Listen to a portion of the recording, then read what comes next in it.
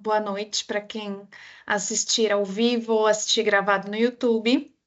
Então, eu vou começar aqui a apresentação de mais uma edição do nosso curso de direção de atores aqui na ABC Cursos de Cinema. Eu sou a Giovana. A ideia é primeiro apresentar a ementa e falar um pouco sobre como acontecem as aulas, a dinâmica, e depois me apresentar para vocês. Então, essa é a nona edição do curso ou décima já, já não sei. E é um curso online, ao vivo, são 6 encontros de 3 horas cada. E, e é um curso que, assim, por mais que seja online, ele não é, que seja teórico, claro, ele é muito voltado para a realidade prática do set de filmagem, para desafios que vocês vão encontrar quando prepararem e dirigirem atores no audiovisual. Então, o percurso das aulas, a gente começa falando sobre os pilares teóricos do que é talvez a principal linguagem, principal ferramenta do ofício do ator no audiovisual, que é o sistema Stanislavski. Stanislavski é uma figura que talvez muitos já tenham ouvido falar. Ele é um mestre russo de atuação, considerado o pai do realismo, né? E Stanislavski, ele não é, evidentemente, o único caminho para o ator, nem está em jogo aqui se é o melhor, o mais adequado, enfim, mas historicamente ele se consolidou como um caminho hegemônico para a atuação quando a gente pensa em audiovisual, que é majoritariamente realista naturalista. Então, é por isso que a gente, dentro do curso, trabalha sempre a partir das diversas vertentes stanislavskianas. Então, bom, a gente começa falando sobre esses pilares teóricos do ofício do ator, a partir da técnica de Stanislavski. E também vamos fazer um percurso histórico, né, de como esse trabalho que começou no final do século XIX, lá na Rússia, como é que isso chegou primeiro aos Estados Unidos, no início do século XX, e depois ao Brasil, e como que isso permanece, né, sendo a principal escola de formação dos atores brasileiros até hoje. Então, nesse percurso histórico, a gente vai falar de algumas instituições que talvez vocês já conheçam. Primeiro, o Teatro de Arte de Moscou, o American Laboratory Theatre, criado pelo Richard Boleslavsky, um discípulo de Stanislavski, que ensinou o sistema nos Estados Unidos. Depois vamos falar sobre o Group Theatre e, por fim, o muito famoso Actors Studio, que é onde vai se consolidar de vez, né, o sistema Stanislavski no cinema norte-americano. Então, nesse percurso histórico, eu sempre gosto de dizer que é muito importante conhecer isso, porque a partir desse percurso a gente consegue entender algumas lendas, algumas fake news históricas, digamos assim, né? Muita desinformação que existe sobre o sistema Stanislavski e sobre a reinterpretação do sistema que foi feita nos Estados Unidos, que é o famoso method acting, né? Ou o método. Então, eu sempre brinco, né? Se você jogar method acting no Google, vai aparecer coisas muito extremas, né? Então, aqueles atores que ficam no personagem o tempo inteiro, no set de filmagem, que brigam, tratam os outros mal, porque o personagem seria assim, ou que fazem loucuras do tipo vender tudo que tem, engordar muito, emagrecer muito, né? Enfim, isso não é method acting, não existe nenhuma vertente do método que aconselhe esse tipo de coisa, né? Mas é só para dar uma ideia de que o método, né, tem várias lendas em torno dele e abordar esse percurso histórico é uma forma de desmistificar muita coisa, né, muitos erros, muitos preconceitos a respeito dessas técnicas. E, bom, falar em method acting é falar principalmente em Lee Strasberg. Lee Strasberg é um professor estadunidense que, se a gente tiver que cravar quem foi o pai do método, geralmente o nome dele é o que mais aparece, né? Então, vamos falar sobre Lee Strasberg e os dois outros principais nomes ao lado dele que estavam nesse percurso histórico de adaptação das ideias de Stanislavski nos Estados Unidos, que foram Stella Adler e Sanford Meisner, e também Bob Lewis, né? E Elia Kazan, o cineasta. Então, falar sobre essas técnicas, a gente sempre vai precisar diferenciá-las, né? Porque são caminhos distintos, com muitas coisas em comum, muitas mesmo, mas algumas diferenças sensíveis. E, de novo, a gente fala desse pessoal que trabalhou ali, né, nos anos 30, 40, 50, principalmente, para consolidar o method acting, mas isso não é uma discussão distante, pelo contrário, é uma discussão super atual. Então, os atores brasileiros em 2025 estudam uma vertente ou outra, e infelizmente, né, a gente vai ver porque historicamente esse pessoal brigou muito lá atrás, e os atores. Alguns atores, professores que se especializam em uma técnica ou outra, permanecem, né, às vezes nesse espírito de disputa entre vertentes, né?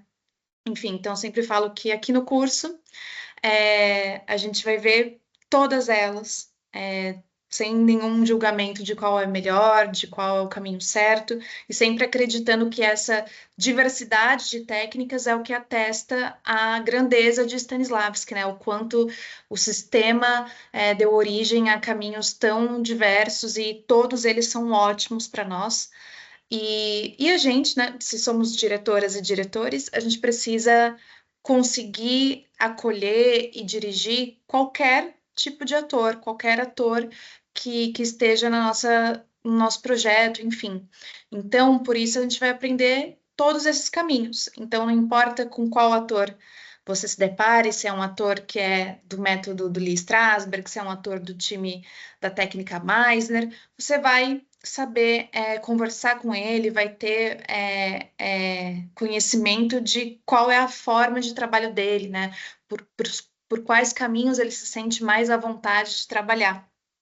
Então, a gente vai falar sobre as diferenças entre essas três técnicas.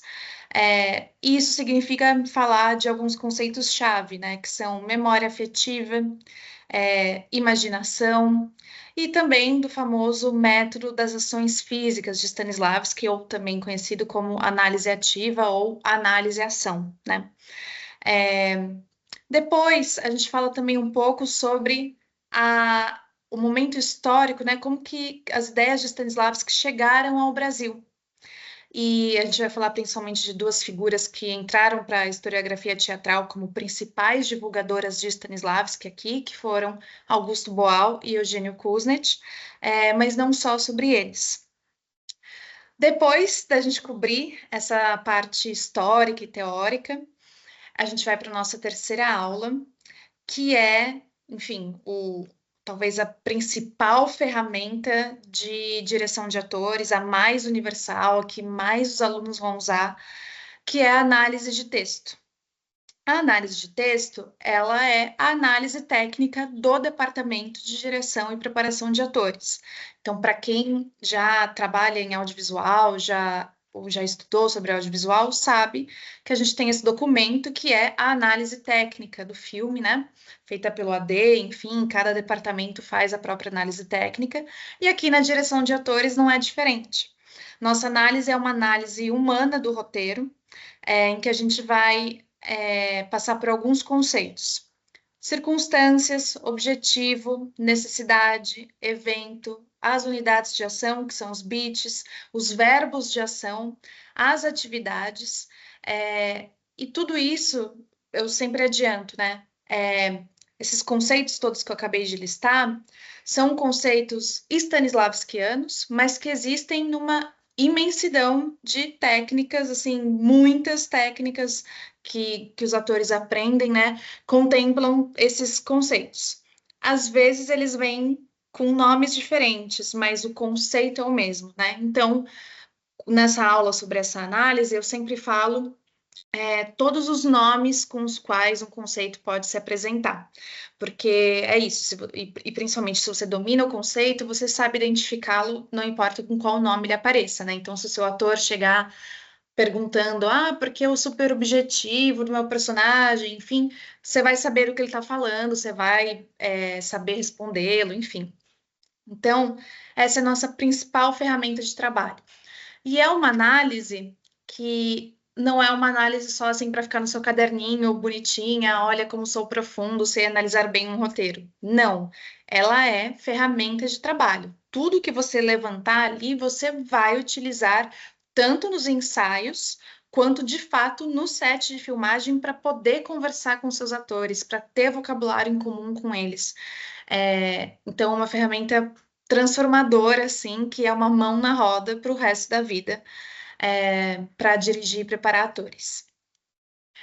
Também vamos falar sobre como usar de maneira ética, de maneira segura, os caminhos, pensando nas técnicas anteriores, né? Os caminhos de direção de atores que usam de alguma forma ou em alguma medida o material pessoal do ator, né? Então, essas são as personalizações, substituições e particularizações que a gente vai aprender no curso. E sempre eu vejo assim que as pessoas sempre ficam inseguras, né? Ai, mas será? Como que eu faço? Eu não quero machucar o meu ator. Ou, ai, será que o ator abordar o material pessoal dele para o papel, enfim. Então, não se preocupem que a gente vê tudo isso, né? Como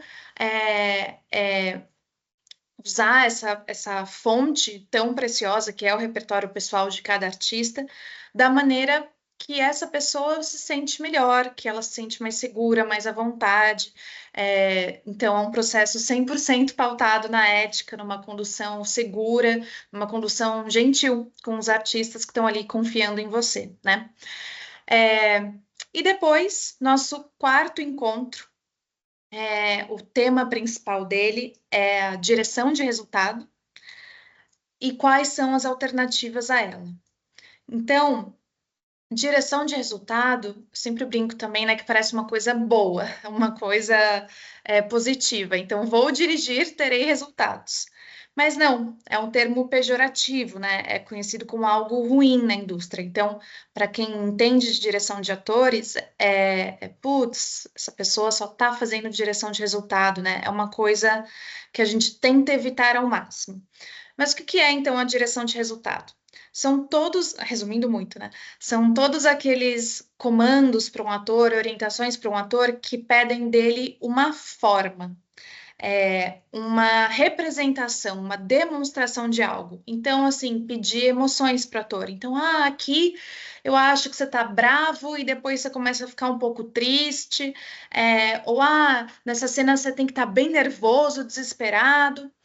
Ou quando a gente dirige a partir de adjetivos, tipo, esse cara é um babaca, um mimado, essa mulher é uma mulher arrogante, fútil. Ou quando a gente dirige com aquele famoso mais, menos, maior, menor, ou quando a gente pede para o ator imitar a musiquinha, né, a entonação que a gente deu uma fala, então pede para ele copiar aquilo que a gente está fazendo. Enfim, então esses são os principais tipos de direção de resultado. Então, geralmente as pessoas falam, né? Não pode usar, não pode fazer direção de resultado. E acabam não explicando por quê, né? Por que que não pode? Então, aqui no curso eu sempre mostro todos os tipos de direção de resultado e por que que pode ser perigoso, pode ser contraproducente, principalmente se a gente está falando de uma atuação realista naturalista, que é hegemônica no audiovisual, né? Então, esse tipo de condução, ele é muito arriscado, ele pode acabar trabalhando contra você. E a gente vai ver como é que isso acontece, né? Para quem já esteve em set de filmagem, provavelmente já viu isso sendo feito muitas vezes, porque é bem comum. Ou talvez se você já dirigiu, né? Já você esteja se identificando, falando, nossa, mas eu super já fiz isso várias vezes, né? E tá tudo bem. tá tudo certo, é normal, todo mundo já em algum momento dirigiu dessa maneira, eu já fiz assim também, porque é natural, é, digamos assim, o primeiro caminho, né? Então, quando a pessoa começa, ela começa por aí. E talvez vocês já tenham, inclusive, visto esse tipo de direção sendo feita e dando certo, e ficando tudo bem. Então, por que que não pode fazer se às vezes funciona? Então, a gente vai esclarecer tudo isso, mas já adiantando, os atores, em geral, né, ator que passa por uma escola de formação, enfim, e quanto mais experiência ele vai tendo, os atores aprendem a traduzir direção de resultado. Então, a diretora ou o diretor fala ali um negócio para ele e ele traduz para aquilo que ele de fato precisaria ter ouvido, para o que ele realmente precisava ter escutado, o que ele precisava ter sido alimentado e não foi. Então, se você está dirigindo bons atores que estão num bom dia, o estrago é menor de fazer direção de resultado. Mas a verdade é que nem sempre estaremos trabalhando só com ótimos atores, ou mesmo esses bons atores não vão estar num bom dia que ele vai conseguir ficar traduzindo tudo aquilo que você está falando. Então, o ideal é que a gente não precise ser traduzido pelos nossos atores, né? O ideal é que, assim, acho que o que todos desejamos é que o nosso ator faça um trabalho super lindo, super legal, não apesar do jeito que eu dirigi ele, né? Mas por causa da minha colaboração ali, da minha parceria criativa com ele, né? Então, por isso que a gente vai aprender o que que é a direção de resultado, por que que ela pode ser tão arriscada, tão prejudicial para nós, e o mais importante que é como evitá-la, né? Quais são as alternativas para não fazer direção de resultado, o que que eu faço no lugar, né? E aí, já adiantando, o principal caminho vai ser a partir dos elementos que a gente aprendeu a mapear na análise de texto, tá? Dito isso, a outra metade dessa aula, desse quarto encontro, é um outro tema muito importante e que às vezes acaba sendo negligenciado, que é como criar um ambiente seguro para os atores, um ambiente propício para o trabalho do elenco, né? E como fazer o elenco confiar na direção. Então, o relacionamento com os atores, o ambiente de set, é uma parte muito grande e muito determinante do sucesso das atuações do filme, né? Da qualidade do trabalho do elenco. E, infelizmente, muitas vezes é negligenciado em sets de filmagem, né? Então, algumas coisas são óbvias, né? Do tipo, é claro que precisamos de um ambiente silencioso e concentrado num dia que o ator vai filmar uma cena de alta carga emocional, né? São coisas óbvias muitas vezes, mas enfim, o óbvio precisa ser dito. E outras não tão óbvias, outras que são pequenas mudanças, ajustes, estratégias, ou um planejamento melhor e que mudam, assim, dão um salto de qualidade nesse ambiente e, consequentemente, no que o ator vai conseguir entregar ali, né? Então, são providências simples de serem tomadas que, às vezes, por distração ou por desconhecimento, as pessoas não fazem e isso acaba atrapalhando o filme, né? Porque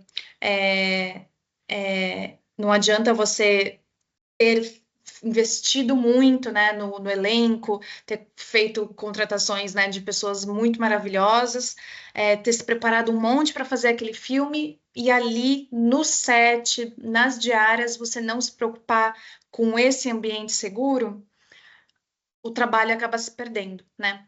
Então, tem um pouco uma lenda assim de o ator que é bom de verdade, ele consegue entregar um resultado ótimo mesmo num ambiente, num set horrível, caótico, com todo mundo brigando, tudo dando errado, atraso, etc, né?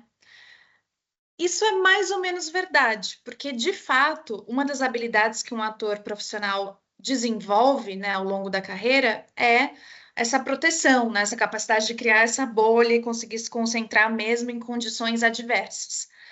Mas, como sempre digo, nem sempre estaremos trabalhando com grandes atores super experientes. Mas mesmo esse super ator, saiba que ele vai ter uma queda de qualidade se ele está num ambiente que não é propício, né? Se ele está em condições ali adversas. Então, por mais que você tenha contratado um ator, né, fantástico, que poderia entregar nota 1000, digamos, né, se fosse possível colocar em nota, num ambiente ruim, talvez ele caia para 900. Ainda vai ser um ótimo trabalho? Claro, né? Mas saiba que não é a plenitude do que aquele artista poderia entregar e que é a razão pela qual você chamou ele para o seu projeto, né? E se é um ator iniciante ou mais inexperiente, enfim, que poderia entregar, digamos, nota 100, num ambiente diverso, talvez o rendimento dele caia tanto a ponto de chamar atenção negativamente, né? Então, a gente está vendo o filme e falar, putz, essa cena tá muito ruim, essa atriz está fazendo muito mal, né? Enfim. E aí o estrago é muito grande, enfim, por algo que poderia ter sido evitado, né? Então, por isso que é tão importante essa é a parte do nosso conteúdo aqui no curso.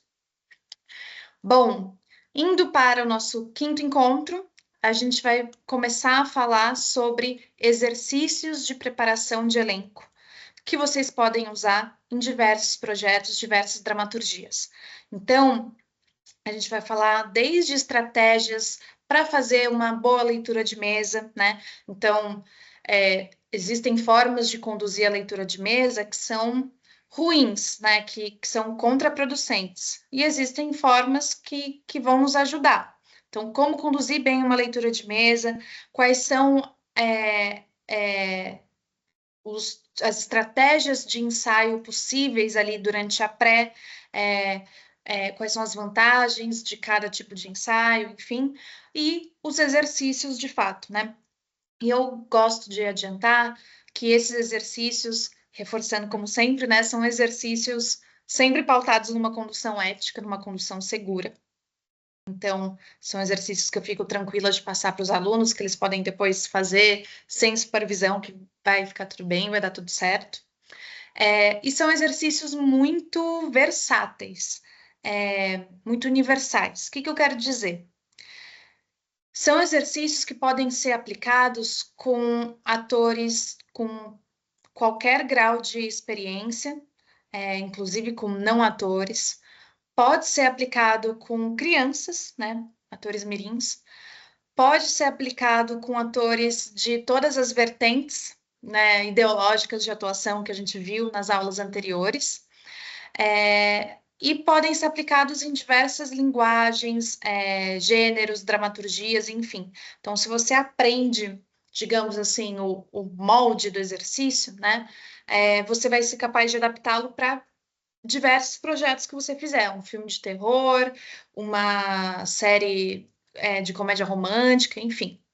Então, esse catálogo de exercícios, digamos assim, vocês vão poder aplicar depois para o resto da vida. Então, acho que são exercícios muito efetivos e, ao mesmo tempo, simples, né? Que não exigem um conhecimento prévio numa técnica, que não exigem que o ator venha de determinada técnica, enfim. Depois, nessa mesma aula, a gente fala também um pouco sobre estratégias para construção do personagem, né? A parte da forma do personagem. Então, a composição física, vocal, a gente passa um pouco por isso também. Falamos sobre alguns tipos de improvisação que podem ser aplicados para ajudar os atores a construírem os personagens e, sobretudo, as relações do roteiro, né? Porque sempre uma tarefa obrigatória, né, da etapa de pré com os atores é desenvolver as relações do roteiro. Relação do casal, pai e filho, os melhores amigos, os arqui-inimigos, enfim, né? E nessa aula também a gente passa um pouco sobre estratégias de exercícios de preparação que também podem ser usados como uma forma de testar atores, né, no processo de seleção do elenco. Então, são exercícios que também podem ser aplicados num dia de casting, tá? Que também ajudam a gente a encontrar o ator ideal para o nosso personagem. Bom, sexto e último encontro, a gente fala sobre o tema da preparação de elenco de fato. Então, para falar sobre preparação de elenco, a gente necessariamente tem que fazer um panorama histórico, né, da chegada do preparador de elenco no audiovisual brasileiro. Preparação de elenco, como a gente tem ela acontecendo no Brasil, ela é uma invenção nossa, né? Muito recentemente ela começou a aparecer em outros países, mas ela é algo do Brasil. Então, por isso a gente aborda esse panorama histórico, né, para entender a que necessidades um preparador de elenco veio atender. O preparador é alguém que diminui a autonomia do diretor, da diretora, é alguém que é uma terceirização do trabalho da direção de atores, né? Então, todas essas questões, esse debate, a gente passa por ele, né? Falar sobre a história da preparação de elenco também é necessariamente falar sobre uma figura que talvez muitos de vocês conheçam, que é a Fátima Toledo. A Fátima é a principal preparadora de elenco do Brasil e é quem inventou isso, né? Digamos assim, ela foi a pioneira dessa profissão nos anos 80 com o filme Pichote, do Hector Babenco. E a Fátima é uma figura extremamente polêmica, né? Existem diversas queixas, denúncias, inclusive, sobre a condução do trabalho dela com os atores ao longo das últimas décadas. Então, a partir disso, né, claro, a gente vai fazer um debate sobre os limites éticos da preparação de elenco, vai analisar essas críticas, essas polêmicas que envolvem a função, entender de que forma a gente pode se precaver, né, de sempre fazer a condução mais segura, mais ética possível com os nossos atores, né? Então, a gente também faz uma reflexão sobre, especificamente, as responsabilidades do trabalho com não atores, né? Principalmente quando um não ator vem de uma realidade de vulnerabilidade social, que é muito comum na história do cinema brasileiro, ou quando são crianças, né? Então, quais são as possibilidades do trabalho com não atores e as responsabilidades que a gente precisa ter, né? Então, a gente também fala sobre isso. E também falamos sobre como a preparação se organiza em relação à direção, né? Onde começa e onde termina o trabalho de um e do outro, né? Quais são as atribuições específicas de cada um, né? E já adianto, não tem uma regra absoluta, né? São acordos muito variáveis que são feitos entre o preparador e o diretor, e não necessariamente o preparador vai para o set de filmagem, existem preparadores que só trabalham na pré, e não necessariamente existe um preparador num filme, num curta, numa série, enfim, né? Mas se não existe um preparador, uma parte desse trabalho, né, da pré será feita pela direção, né? Então, você, diretora, diretor, é que vai conduzir essa pré. Então, quais são as tarefas, as atribuições que você vai ter durante a pré-produção com o seu elenco? Isso tem muito a ver com os exercícios que a gente vai ter visto na aula 5, né? Na aula anterior. Então, o percurso do curso é esse, né? Essa é a nossa ementa. E assim, embora a gente não tenha depois a parte prática, a gente tem uma atividade que todos os alunos fazem e me entregam, e aí eu dou feedback, que é assim, se você domina isso, você está garantido assim que você vai saber lidar com seus atores depois, que é uma atividade com análise de texto. Então, vocês vão fazer análise técnica de um filme que vocês escolhem, uma cena que vocês escolhem, mandar para mim, e aí eu analiso, dou um feedback, muitas vezes vai e volta esse documento, enfim, porque às vezes tem, enfim, geralmente tem um salto muito grande entre a primeira vez que o aluno me entrega e depois, né, eu dou feedback e quando o aluno refaz, tá assim, muito melhor, muito mais completo, enfim. E é uma ferramenta, como eu falei, para o resto da vida, uma mão na roda. Então, vocês têm essa atividade prática. E eu também gosto de reforçar que é um curso de 18 horas, mas que não se encerra nas 18 horas, né? A gente tem uma parceria aí para sempre. Então, eu sempre fico disponível depois para ajudar os alunos e orientar quando forem fazer os seus projetos, sejam curtas, sejam longas, enfim. A gente tem esse relacionamento para sempre, eu fico dando essa consultoria e por quanto tempo vocês precisarem, então a gente segue conversando por WhatsApp, enfim, revendo exercícios, vendo como adaptar um exercício para o seu projeto, né? Então, eu também estou sempre à disposição para isso. E importante dizer que nossas aulas são ao vivo, mas elas ficam gravadas, né, e disponíveis para o aluno durante algum tempo. Eu acredito que essa é uma vantagem imensa do online, porque é muito conteúdo. São 3 horas, assim, densas, com muita coisa. Então, eu acho maravilhoso que fica gravado, porque assim, todos os alunos fazem isso. Eles, mesmo que eles tenham visto a aula ao vivo, eles voltam na gravação para reassistir, para anotar coisas novas, ter novas ideias, novas dúvidas vão surgindo, e aí me escrevem depois. Tem gente que revê as aulas depois de muito tempo e me escreve falando: ah, eu percebi isso, isso, isso, eu queria tirar essa dúvida, o que que você acha de eu fazer tal coisa, né? Então, isso é uma vantagem imensa de um curso online, o fato dele ficar gravado, de você poder rever porque é isso, cada vez que você assistir a aula, são coisas novas que vão chamar a sua atenção, né? Porque é um conteúdo muito denso. E são 3 horas que passam rápido, viu? Eu sei que é, as horas na frente do computador são puxadas, mas as aulas são super dinâmicas, então é um tempo super bom assim para você conseguir acompanhar a aula, tirar suas dúvidas e sem ficar cansado, né? Sem parar de conseguir prestar atenção, tem funcionado muito bem esse tempo aqui para nós. Que mais de avisos importantes sobre o curso? Bom, esse curso tem um certificado para todos os alunos que tem a frequência mínima. Se por acaso você não puder assistir às aulas ao vivo, entre em contato com a ABC, converse, né? De repente você está em outro país, em outro fuso horário, isso já aconteceu algumas vezes, que a gente tem algumas possibilidades de adaptar para que você não perca o certificado, caso isso seja importante para você, tá?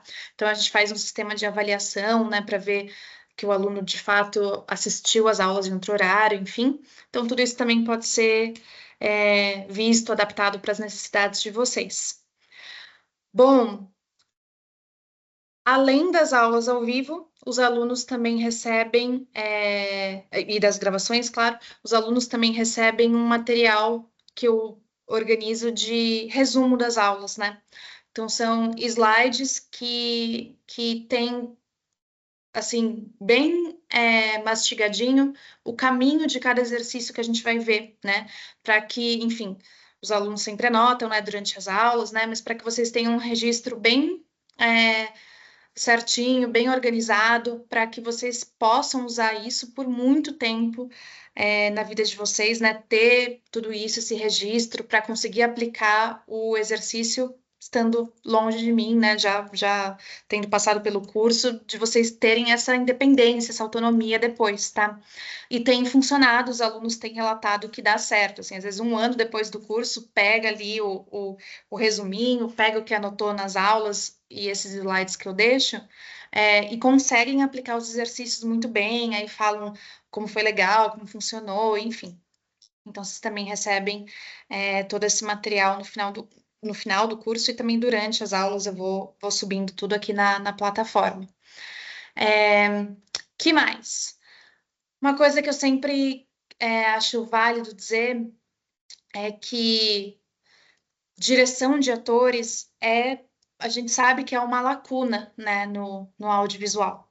E existe uma pesquisadora que é a Adriana Santos Vasconcelos, que fez um trabalho em 2010, se eu não me engano, em que ela levantou todos os cursos de graduação e cursos técnicos também, né, ensino técnico, nas áreas de cinema, audiovisual, rádio e TV, multimeios, enfim, e pouquíssimos tinham a disciplina direção de atores no currículo. Quando tinham, era um semestre. E é uma loucura isso, né? Porque a gente sabe que, enfim, as atuações são tudo num filme, né? Então, não, a gente pode investir rios de dinheiro numa parte técnica impecável, tem um valor de produção imenso ali, mas se aqueles seres humanos não estão contando bem aquela história, a gente não tem um filme, né? Então, aprender direção de atores é vital para quem quer dirigir qualquer formato, enfim. E é sempre uma dificuldade, porque, assim, digamos, é sempre algo que eu vejo que as pessoas fogem um pouco, resistem um pouco, porque é o elemento humano do set de filmagem, né? Então, muitas vezes é mais fácil a gente aprender a lidar com botões, números, né? Ou objetos inanimados, digamos assim, né? Do que aprender a lidar com o ser humano. Então, o ator é esse elemento vivo ali no set, né? E elemento vivo significa imprevisível, né? Não é absolutamente controlável, tá sujeito ao erro, ao engano, enfim. Então, a direção de atores, por mais que assuste algumas pessoas, né? É vital, não tem como, a gente não pode fugir disso. É uma área vital se a gente quer contar histórias através do audiovisual. Então, não se assustem mais com os atores, eu prometo que ao final do curso vai parecer bem menos um bicho de sete cabeças, tá? E acho que vocês vão se apaixonar, porque é desafiador mesmo, pode assustar no começo, mas é também apaixonante. Enfim, lidar com seres humanos ali, tanto os personagens quanto aqueles atores que estão ali com a gente no set de filmagem, né? Então, o curso, o relato dos alunos é que o curso tem realmente virado uma chave, né, de pessoas que estavam evitando entrar em contato com os atores e que agora estão assim, nossa, eu quero estudar muito mais isso, eu quero ser preparador de elenco, eu quero cuidar só de atores, então isso é muito legal, acho que é o que é mais satisfatório, assim, de ver como resultado dessas aulas, né. Que mais? Bom, acho que sobre o formato do curso eu falei. Acho que já falei tudo, mas de qualquer maneira, se vocês tiverem alguma dúvida, é só entrar no site da ABC, mandar uma mensagem para o pessoal, ou também mandar uma mensagem pessoal para mim, né? Vocês podem me encontrar no Instagram, Giovana Siqueira.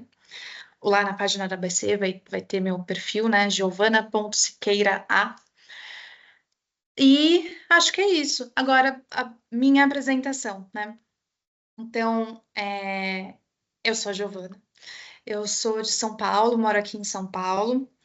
E eu comecei a trabalhar como atriz quando eu ainda era criança, pré-adolescente, fazendo publicidade, principalmente, né? E logo me encantei pela parte de trás das câmeras, fiquei muito fascinada por quem estava dirigindo. Então, decidi que queria estudar cinema, né? Que queria ser cineasta. Eu segui trabalhando como atriz, me formei como atriz numa escola bem tradicional aqui de São Paulo, que é o Célia Helena. Para quem acho que boa parte das pessoas que se inscrevem aqui na ABC são do Rio, o Célia Helena é como se fosse o tablado, a cal, enfim. Então, me formei como atriz no Célia e, ao mesmo tempo, me formei em cinema na FAAP, na faculdade daqui de São Paulo. E eu sempre conto isso, né? Inclusive porque a gente recebe vários alunos de cursos, né, de graduação em audiovisual, enfim, que na faculdade era muito comum que as pessoas ficassem com medo de falar com os atores, de lidar com o ator, e tudo empurravam para mim. Ah, a Giovana é atriz, empurra para ela. Então, eu sempre cuidei da produção de elenco, da preparação, da direção dos atores no set. É, e logo fui me apaixonando por isso, percebi que essa era a área que unia minhas duas formações, né? Como atriz e em cinema. Então, depois eu segui trabalhando, sempre como atriz no teatro e no audiovisual, e fui estudar tudo que era possível estudar sobre preparação de atores, direção de atores. Tive a oportunidade de estudar com muitos preparadores muito legais, com diretoras maravilhosas, e fui criando minha própria caixinha de ferramentas, né? Entendendo o que fazia mais sentido para mim, as formas de unir essas ferramentas diversas que eu estava aprendendo, e aplicar no meu trabalho para preparar atores. Depois, eu também percebi que queria seguir pela carreira acadêmica, então eu fiz mestrado em artes da cena na UFRJ, e o tema da minha pesquisa, da minha dissertação, é a preparação de atores para o audiovisual. Depois eu emendei isso num doutorado direto, também o doutorado em artes da cena na UFRJ, com o mesmo tema de pesquisa, né, preparação de elenco, mas mais especificamente tendo como objeto de estudo o trabalho da Fátima Toledo, né. E a partir da carreira acadêmica eu comecei a dar aula, dei aula primeiro em estágio de docência na UFRJ, lá o curso é Rádio e TV, aula de direção de atuação. Depois comecei a dar workshops, palestras, enfim. Vim aqui para a ABC curso de cinema, já estou aqui há terceiro ano. E me tornei professora também da FAAP, a graduação onde eu tinha me formado. Eu sou professora de preparação de atores e direção de atores nas graduações de cinema e produção audiovisual. E sigo trabalhando como atriz e dando consultoria de preparação de elenco, preparando, enfim. E acho que é isso, para a gente não se alongar muito. Que mais? É importante dizer, esse curso, ele é voltado tanto para pessoas iniciantes, então, como eu falei, né, a gente recebe, às vezes, alunos que estão nos semestres iniciais de uma graduação em cinema, em rádio e TV, enfim, ou inclusive pessoas iniciantes que, assim, não estão nem estudando audiovisual, que vêm de outras profissões, né, a gente já recebeu advogado, engenheiro, publicitário, e funciona super bem. Então, desde pessoas iniciantes até profissionais experientes também vêm para cá. A gente já recebeu diretores maravilhosos, diretora, enfim, com vários longas no currículo. Então, é um curso que você não precisa ter nenhum conhecimento prévio sobre direção de atores, nem sobre o audiovisual, que tudo a gente vai adaptando, enfim, e dá certo, contempla todo mundo. E é um curso que também tem muito a acrescentar, mesmo para quem já tem aí uma estrada, já tem experiência na área, enfim, que está só querendo se aprofundar, se desenvolver mais nisso, se sentir mais instrumentalizado para a parte de lidar com os atores. E é um curso que eu acho que faz muito sentido para todos aqueles que trabalham ou que desejam trabalhar dirigindo audiovisual ou como ADs. É um curso muito importante para ADs, assistente de direção, né? Para quem trabalha com produção de elenco, para quem é de roteiro, muitas das coisas que a gente vai falar ajudam muito quem desenvolve roteiro a pensar os personagens sob um outro ponto de vista, enfim. E para todo mundo do audiovisual, claro, porque assim a direção de arte tem muita relação com a atuação, a montagem, né? Final da direção de atores é a montagem, então entender sobre atuação, sobre personagem é vital para quem é montador. Então, acho que é um curso que atende a muitas áreas, muitas profissões dentro do audiovisual, mas, claro, sobretudo para quem quer dirigir. E atores a gente também acaba recebendo bastante. Sempre tem, acho que pelo menos um ator por turma que quer entender melhor o lado da direção, né? Como contribuir, como fazer essa parceria fluir melhor para ambas as partes, né? É isso. Acho que falei tudo. Então, como eu avisei, qualquer dúvida que vocês ainda tiverem, manda uma mensagem para a ABC, o caminho tem lá dentro do site da ABC Cursos de Cinema, ou manda uma mensagem para mim no Instagram, enfim, que a gente tira todas as dúvidas. Então é isso. Muito obrigada. Espero ver vocês nas aulas que começam dia 12 de fevereiro, quarta-feira que vem. Obrigada, gente. Tchau, boa noite, gente.